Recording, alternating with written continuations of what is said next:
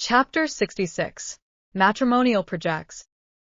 The day following the scene, at the hour Debray usually chose to pay a visit to Madame Danglars on his way to his office, his coupe did not appear. At this time, that is, about 12:30, Madame Danglars ordered her carriage and went out.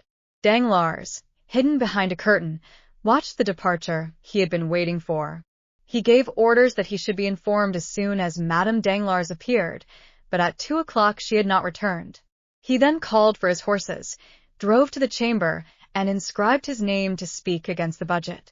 From 12 to 2 o'clock Danglars had remained in his study, unsealing his dispatches, and becoming more and more sad every minute, heaping figure upon figure and receiving, among other visits, one from Major Cavalcanti, who, as stiff and exact as ever, presented himself precisely at the hour named the night before, to terminate his business with the banker.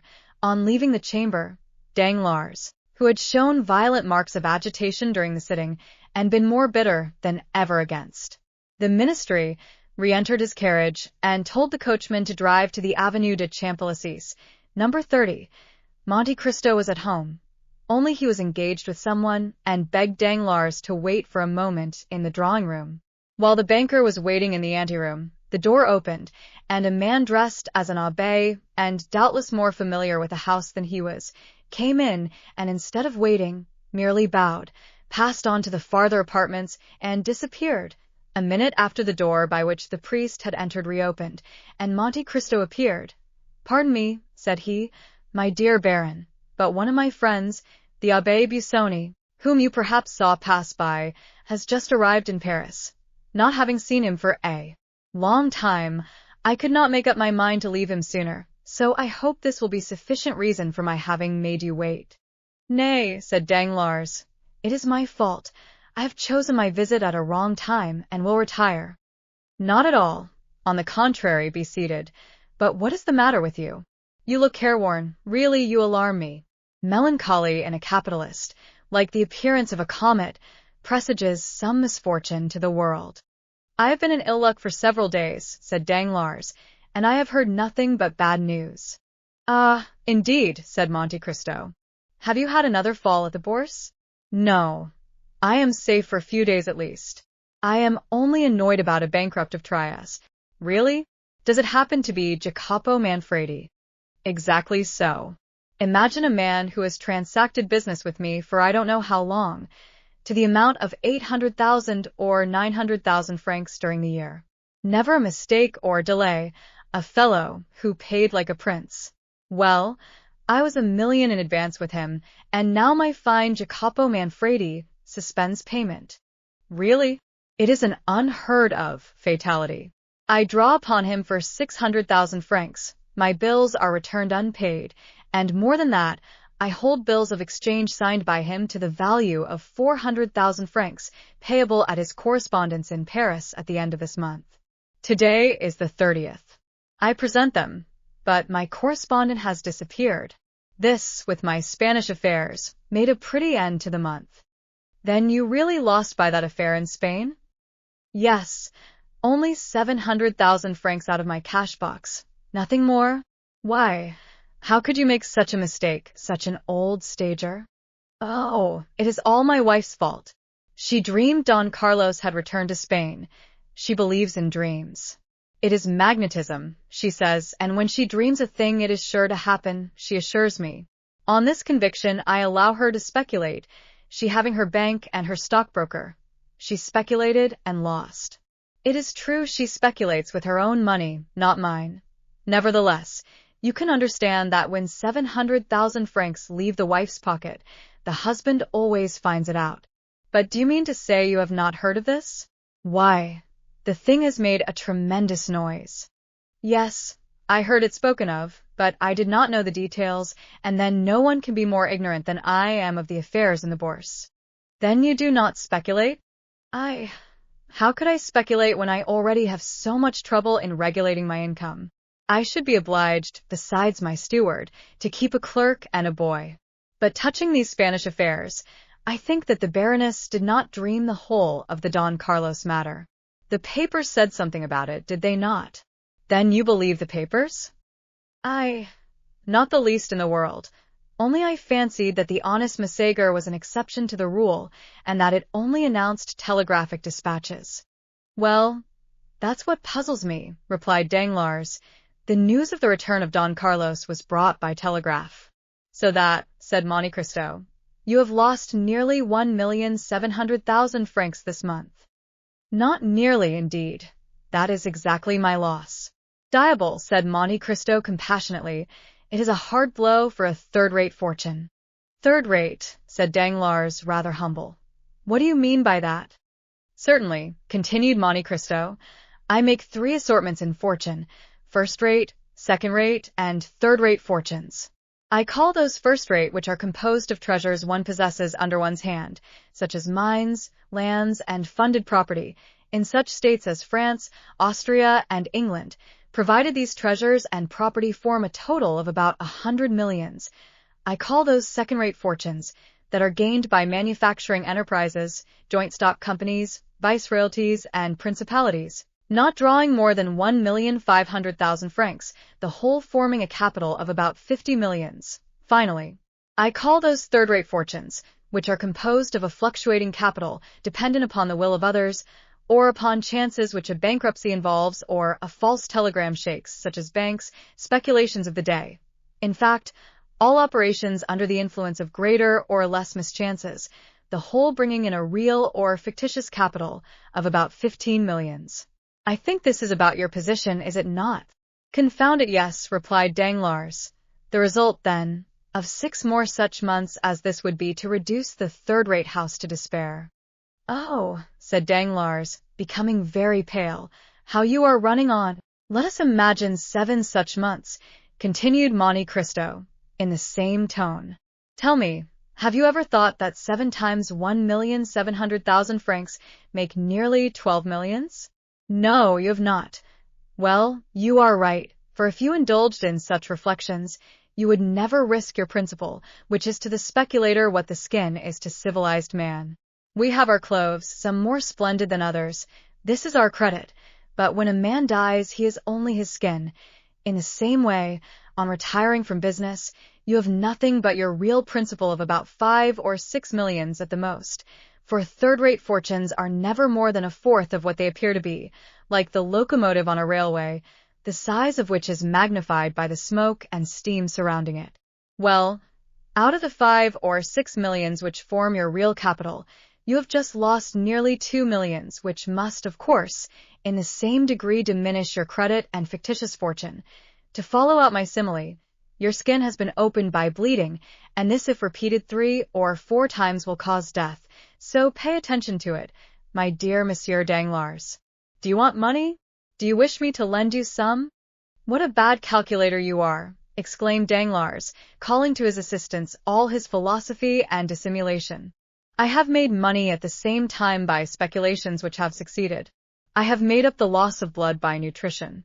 I lost a battle in Spain. I have been defeated in Trieste, but my naval army in India will have taken some galleons, and my Mexican pioneers will have discovered some mine. Very good, very good. But the wound remains and will reopen at the first loss. No, for I am only embarked in certainties, replied Danglars, with the air of a mountebank sounding his own praises. To involve me, 3 governments must crumble to dust. Well, such things have been. That there should be a famine, recollect the 7 fat, and the 7 lean kine. Or, that the sea should become dry, as in the days of Pharaoh, and even then my vessels would become caravans. So much the better. I congratulate you, my dear M. Danglars, said Monte Cristo. I see I was deceived, and that you belong to the class of second-rate fortunes. I think I may aspire to that honor, said Danglars with a smile, which reminded Monte Cristo of the sickly moons which bad artists are so fond of daubing into their pictures of ruins. But, while we are speaking of business, Danglars added, pleased to find an opportunity of changing the subject, tell me what I am to do for M. Cavalcante. Give him money, if he is recommended to you, and the recommendation seems good. Excellent. He presented himself this morning with a bond of 40,000 francs, payable at sight, on you, signed by Busoni and returned by you to me, with your endorsement, Of course, I immediately counted him over the 40 banknotes. Monte Cristo nodded his head in token of assent. But that is not all, continued Danglars. He has opened an account with my house for his son. May I ask how much he allows the young man? 5,000 francs per month. 60,000 francs per year. I thought I was right in believing that Cavalcante to be a stingy fellow. How can a young man live upon 5,000 francs a month? But you understand that if the young man should want a few thousands more, do not advance it. The father will never repay it. You do not know these ultramontane millionaires. They are regular misers. And by whom were they recommended to you? Oh, by the House of Fancy, one of the best in Florence. I do not mean to say you will lose, but, nevertheless, mind you hold to the terms of the agreement. Would you not trust the Cavalcante? I would advance 10 millions on his signature. I was only speaking in reference to the second-rate fortunes we were mentioning just now. And with all this, how unassuming he is! I should never have taken him for anything more than a mere major. And you would have flattered him, for certainly, as you say, he has no manner. The first time I saw him, he appeared to me like an old lieutenant who had grown moldy under his epaulets. But all the Italians are the same. They are like old Jews when they are not glittering in oriental splendor. The young man is better, said Danglars. Yes, a little nervous, perhaps, but, upon the whole, he appeared tolerable. I was uneasy about him. Why? Because you met him at my house, just after his introduction into the world, as they told me. He has been traveling with a very severe tutor, and had never been to Paris before. I believe noblemen marry amongst themselves, do they not? Asked Danglars carelessly. They like to unite their fortunes. It is usual, certainly, but Cavalcante is an original who does nothing like other people. I cannot help thinking that he has brought his son to France to choose a wife. Do you think so? I am sure of it. And you have heard his fortune mentioned? Nothing else was talked of. Only some said he was worth millions, and others that he did not possess a farthing. And what is your opinion? I ought not to influence you, because it is only my own personal impression. Well, and it is that.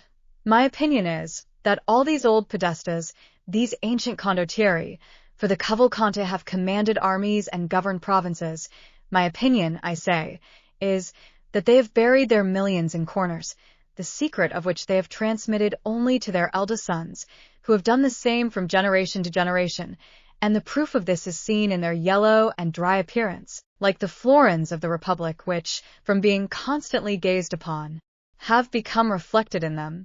Certainly, said Danglars, and this is further supported by the fact of their not possessing an inch of land.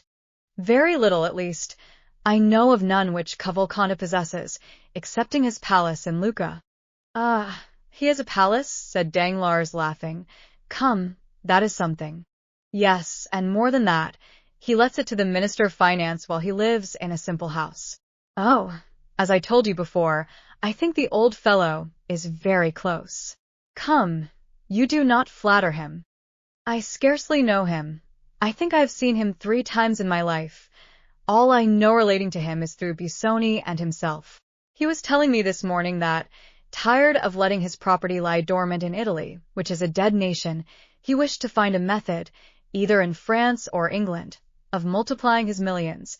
But remember that though I place great confidence in Busoni, I am not responsible for this. Never mind. Accept my thanks for the client you have sent me.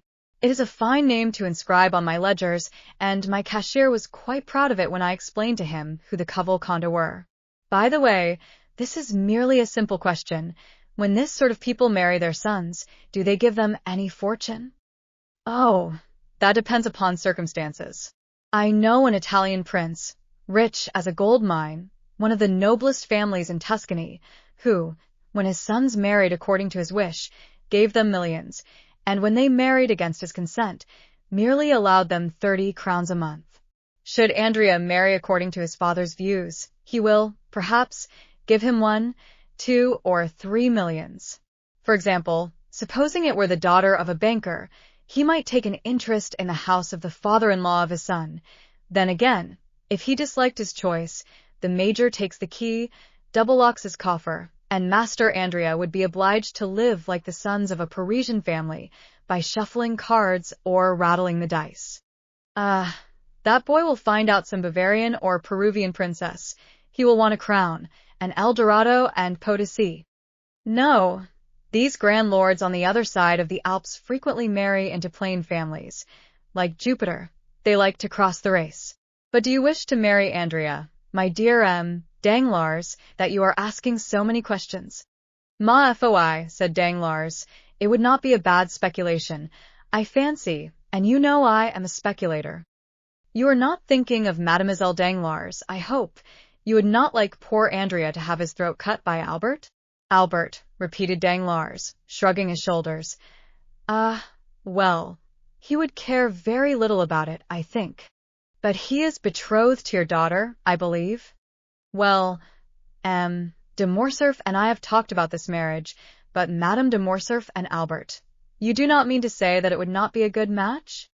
Indeed, I imagine that Mademoiselle Danglars is as good as de Morcerf. Mademoiselle Danglars' fortune will be great, no doubt, especially if the telegraph should not make any more mistakes. Oh, I do not mean her fortune only, but tell me, what? Why did you not invite and Madame de Morcerf to your dinner? I did so, but he excused himself on account of Madame de Morcerf being obliged to go to Dieppe for the benefit of sea air. Yes, yes, said Danglars, laughing, it would do her a great deal of good. Why so? Because it is the air she always breathed in her youth. Monte Cristo took no notice of this ill-natured remark, but still, if Albert be not so rich as Mademoiselle Danglars, said the Count, you must allow that he has a fine name? So he has, but I like mine as well. Certainly, your name is popular, and does honor to the title they have adorned it with, but you are too intelligent not to know that according to a prejudice, too firmly rooted to be exterminated, a nobility which dates back 5 centuries is worth more than one that can only reckon 20 years. And for this very reason, said Danglars with a smile, which he tried to make sardonic, I prefer Andrea Cavalcanti to Albert de Morcerf.